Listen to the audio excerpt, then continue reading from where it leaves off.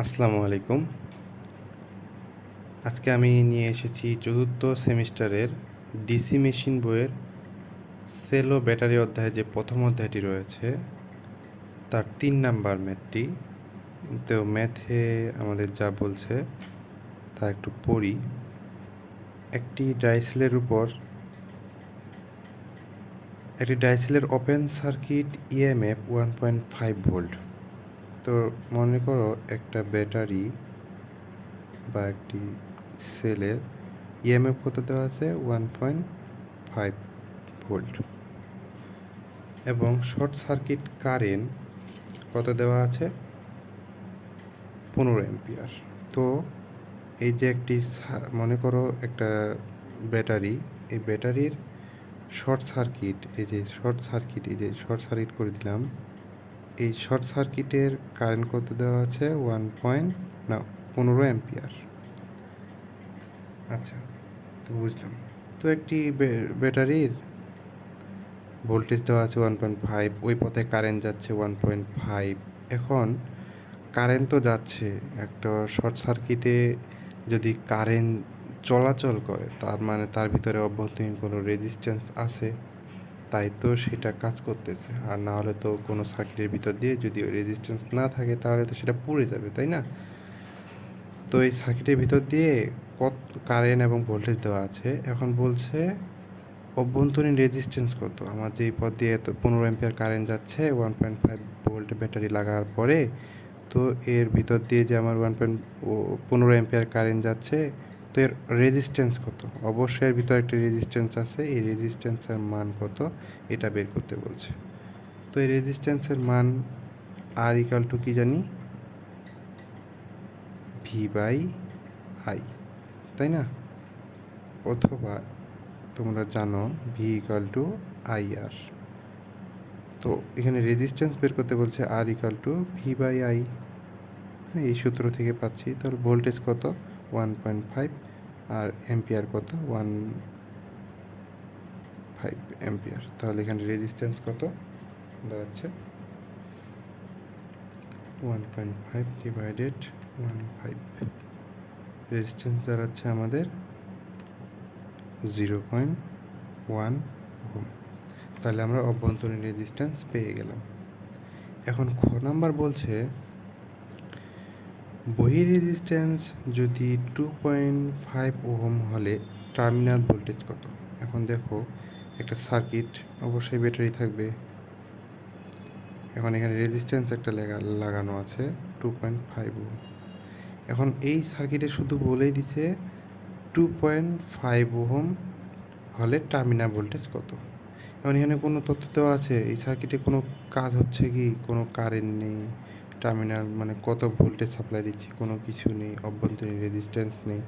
তো এখান থেকে আমরা বুঝতে পারছি যে আমাদের পূর্ববর্তী যে সার্কিটটা ছিল সেই সার্কিট দিয়ে আমাদেরকে এখানে কিছু তথ্য বা কিছু ডাটা এখানে নিয়ে আসতে হবে। এটাও যদি বুঝতে না পারো তাহলে দেখো এখানে বহি রেজিস্ট্যান্স বলে দিয়েছে। তো বহি রেজিস্ট্যান্স মানে বলছে যে ওই সার্কিটেরই বাইরে যদি একটি 2.5 ওহম রেজিস্ট্যান্স লাগানো হয় তাহলে তার ভোল্টেজ কত দাঁড়াচ্ছে।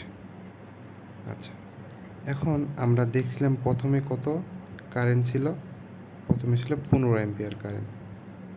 আচ্ছা, এখন টার্মিনাল ভোল্টেজ কত দাঁড়ালো 2.5, তাহলে টোটাল রেজিস্ট্যান্স দাঁড়াচ্ছে 2.5 প্লাস আগেকার রেজিস্ট্যান্স 0.1, তাহলে 2.6 ওহম।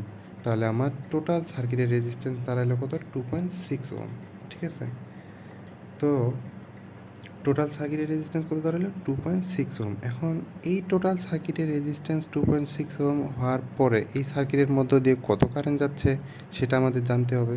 তাহলে IT equal to 1.5 divide by 2.6, 1.5 ভাগ 2.6, তাহলে এর মধ্য দিয়ে যাচ্ছে 0.576 আছে, তো ওটা 8 অ্যাম্পিয়ার দিলাম। তো এখন বলতে পারো যে ভাই এখানে তো আমাকে ভোল্টেজ বের করতে বলছে, তো আমি ভোল্টেজ তো 1.5 ধরেই করলাম কেন। ঠিক আছে, এখন দেখো তোমাকে বলছে বহি রেজিস্ট্যান্স মানে ওই সার্কিটে যদি আমি 2.5 ওহম রেজিস্ট্যান্স সংযোগ করি সেক্ষেত্রে তার টার্মিনাল ভোল্টেজ মানে এখানে তখন নতুন একটি ভোল্টেজ উৎপন্ন হবে। এই নতুন ভোল্টেজটার মান তোমাকে বের করতে হবে। তো নতুন ভোল্টেজ উৎপন্ন হওয়ার আগে আমাদেরকে আগের সার্কিটটাই বিবেচনা যেহেতু করতেছি, সেই ক্ষেত্রে তাহলে আগের সার্কিটে আমার ভোল্টেজ কত ছিল 1.5 আর এবং এখন আমার রেজিস্ট্যান্স কত দাঁড়ায় 2.6, তাই নতুন কারেন্ট কত প্রবাহিত হবে 0.5 অর্থাৎ এখান থেকে একটা বোঝার বিষয় হচ্ছে তোমার সার্কিটের মান চেঞ্জ হয়েছে, ভোল্টেজ চেঞ্জ হয়েছে, কিন্তু মান চেঞ্জ হয়েছে, ভোল্টেজ চেঞ্জ হয়েছে এবং কারেন্টও চেঞ্জ হচ্ছে।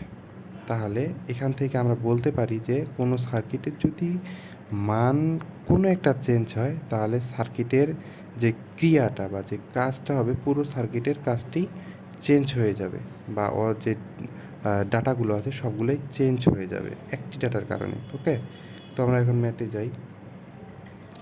তো এখানে দেখতে পাচ্ছ ম্যাথে কী দেওয়া আছে আর আমরা কি বের করলাম। তো আরটি বের করছি এবং এটা দেওয়া আছে।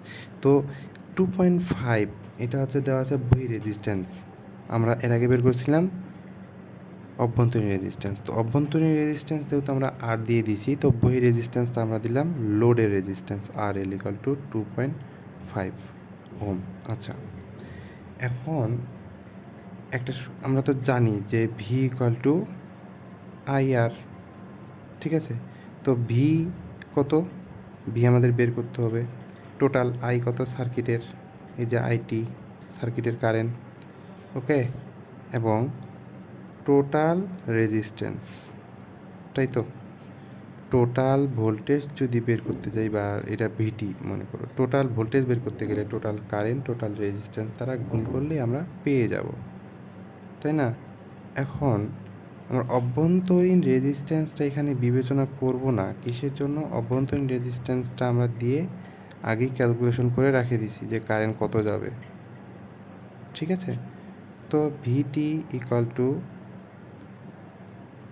আইটি ইন্টু আরএল, ওকে।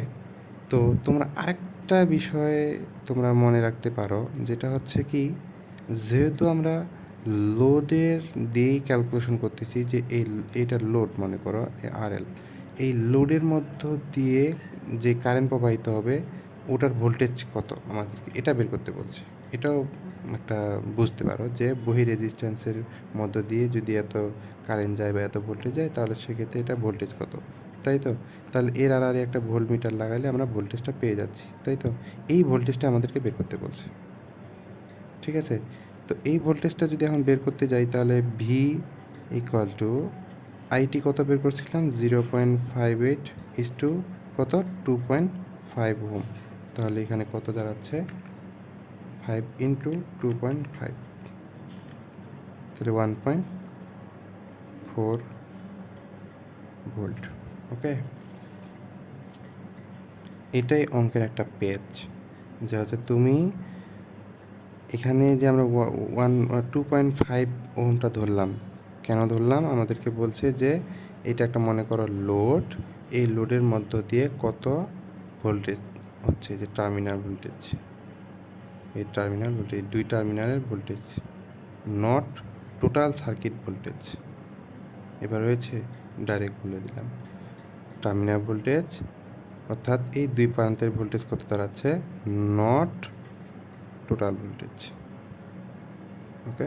এটা আমি বোঝার ক্ষেত্রে বলছিলাম, কিন্তু এটা টোটাল ভোল্টেজ বলা যাবে না, ওকে। Thank you.